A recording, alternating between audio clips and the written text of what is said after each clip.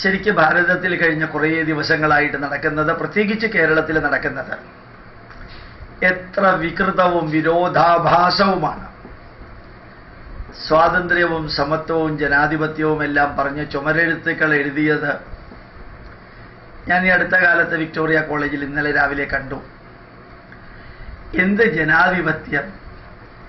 എല്ലാം muscle power, ധനാധിപത്യം. അതുപോലെ തന്നെ ഞാൻ തീരുമാനിക്കുന്നതും ഞാൻ നിശ്ചയിക്കുന്നതും, വിളിച്ചു കൂവുന്നതെല്ലാം ഡെമോക്രസിയും ജനാധിപത്യവും. എല്ലാം ആയുധത്തിൻ്റെയും മസിൽ പവറിൻ്റെയും അധികാരത്തിൻ്റെയും എല്ലാം പ്രകടനമായി മാറുന്നു. പച്ച നുണകൾ പറഞ്ഞ് തെറ്റായിട്ടുള്ളത് ലോകത്തെ അറിയിച്ച്, നിർഭാഗ്യവശാൽ ശരികൾ അറിയിക്കാതെ, നമ്മുടെ രാഷ്ട്രത്തിനുണ്ടായ നന്മകൾ അറിയിക്കാതെ, ഒരു കുടുംബത്തിൽ ജനിച്ചു എന്ന കാരണത്താൽ അല്ലെങ്കിൽ താൻ പ്രധാനമന്ത്രിയാകാൻ യോഗ്യനാണെന്ന ധാരണയിൽ ഒരു വലിയ സമൂഹം കൂടെ നിന്ന് ചെയ്തു തീർത്ത നന്മകളെ അറിയിക്കാതെ, അതാരായാലും കഴിഞ്ഞ 50-60 വർഷമായിട്ട് ചെയ്ത തിന്മകൾ അല്ലെങ്കിൽ ചെയ്യാത്ത തിന്മകളെ തിന്മകളാണെന്ന് ഗീബൽസിന്റെ തിയറി പ്രകാരം അനവധി പ്രാവശ്യം ഒരേ നുണ ആവർത്തിക്കുക. ഏതൊക്കെയോ തലത്തിലുള്ള പ്രൊട്ടക്ഷൻ നമുക്കുള്ളത് കൊണ്ട് നമ്മളെ ആരും ഒന്നും ചെയ്യില്ല, കോടതി പോലും ഒന്നും ചെയ്യില്ല എന്നുള്ള രീതിയിൽ മുമ്പോട്ട് പോവുക. അത്ഭുതകരമായിട്ടുള്ള പലതും കാണുകയും കേൾക്കുകയും പത്രമാധ്യമങ്ങളിൽ വായിക്കുകയും ചെയ്യുന്നുണ്ട്. പത്രധർമ്മം എന്നുള്ളതുകൊണ്ട് ഇന്ന് പത്രത്തിന്റെ അധർമ്മത്തിന്റെ കൊടുമുടിയാണ്. പത്രധർമ്മമല്ല, പത്രാധർമ്മം. നമുക്ക് ഭാവിയിൽ നേട്ടമുണ്ടാക്കാൻ വേണ്ടി അധർമ്മത്തിന്റെയും അനീതിയുടെയും അന്യായത്തിന്റെയും അസത്യത്തിന്റെയും കൂട്ടുനിന്ന് വികാരം ജനിപ്പിച്ച് ആ കൂട്ടുനിൽക്കുന്നവരെ ജയിപ്പിക്കാനായിട്ട് നമ്മൾ ചെയ്തു കൂട്ടുമ്പോൾ കുറച്ച് നേട്ടങ്ങൾക്ക് വേണ്ടി രാഷ്ട്രത്തിന്റെ വലിയ നേട്ടത്തെ തകർത്ത് തരിപ്പണമാക്കാൻ ശ്രമിക്കുന്നവര്, ഈ രാജ്യം അസാധാരണമായി പുരോഗമിക്കുന്നതിനെ എങ്ങനെയെങ്കിലും തടയണം, എങ്കിലേ നമുക്ക് നമ്മുടെ മതം പ്രചരിപ്പിക്കാൻ പറ്റുള്ളൂ, നമ്മുടെ കയ്യിലുള്ള കള്ളപ്പണം വെളുപ്പിക്കാൻ പറ്റുള്ളൂ, എങ്കിലേ നമുക്ക് പല നേട്ടങ്ങൾ ഉണ്ടാക്കാൻ പറ്റുള്ളൂ. നമ്മുടെ നേട്ടം നമ്മുടേതായിട്ടുള്ള വേദനകൾ മാത്രമില്ലാതെയാക്കുക. രാഷ്ട്രം എങ്ങനെ മരിച്ചു, എങ്ങനെ ജീവിച്ചു, അതൊന്നും നമുക്ക് പ്രശ്നമല്ല. അങ്ങനെ പോകുന്നത് പത്രമാധ്യമങ്ങളിലൂടെ വായിക്കുമ്പോൾ ഈ നാടിൻ്റെ പൗരത്വം ഉണ്ടോ എന്ന് പോലും സംശയമുള്ള വ്യക്തികളെയൊക്കെ അവരോധിക്കാൻ നാളെ കേരളത്തിലുള്ളവർ ഇലക്ഷന് പോകുമ്പോൾ എനിക്ക് നിങ്ങളോട് പറയാനുള്ളത് ഭഗവത്ഗീത ശ്ലോകം മാത്രമാണ്. ദുഃഖം തോന്നുകയാണെങ്കിൽ പരിധിക്കപ്പുറം ഡിപ്രസ്ഡ് ആകാതിരിക്കുക. ദുഃഖേഷു അനുദ്വിഗ്നമന സുഖേഷു വിഗതസ്പൃഹ.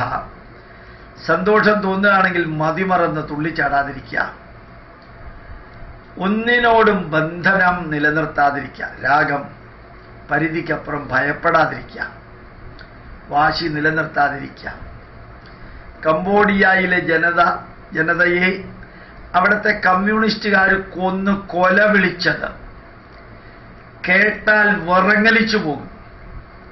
റഷ്യൻ ജനതയെ കൊന്നു കൊല വിളിച്ചത് കേട്ടാൽ വിറങ്ങലിച്ചു പോകും. പക്ഷെ ആ ജനത നിസ്സഹായമായിട്ട് അതെല്ലാം സഹിച്ചുകൊണ്ടിരുന്നു.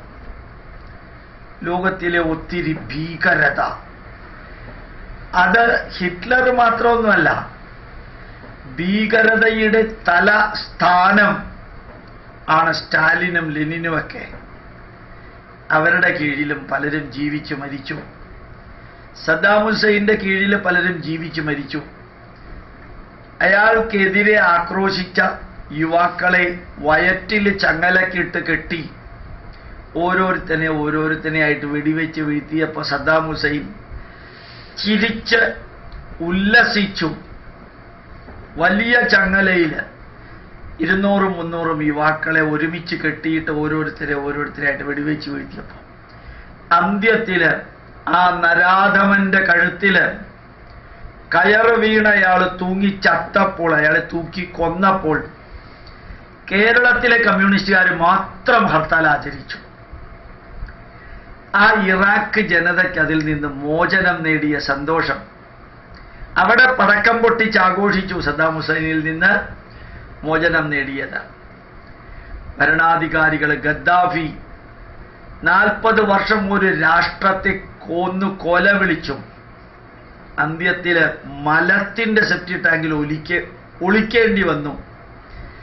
അവിടെ നിന്ന് പുറത്ത് കൊണ്ടുവന്ന് പച്ചയ്ക്ക് കത്തി നെഞ്ചത്ത് കുത്തി ഇറക്കി വലിച്ചു കീറി ബീഫ് സ്റ്റാളില്, മൃഗങ്ങളുടെ ഇറച്ചി വിൽക്കുന്ന സ്റ്റാളിൽ കൊണ്ടുപോയിട്ട് ഇയാളുടെ ശരീരം വെട്ടിത്തൂക്കി.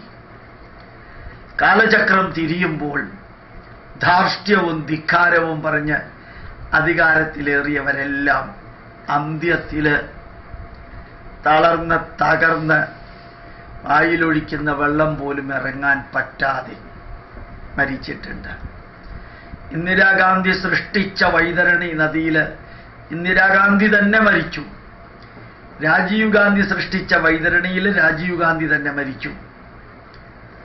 അങ്ങനെ താൻ നിരന്തരം ചെയ്യുന്ന കർമ്മങ്ങൾ താൻ അനുഭവിച്ചിടുന്നേ വരും.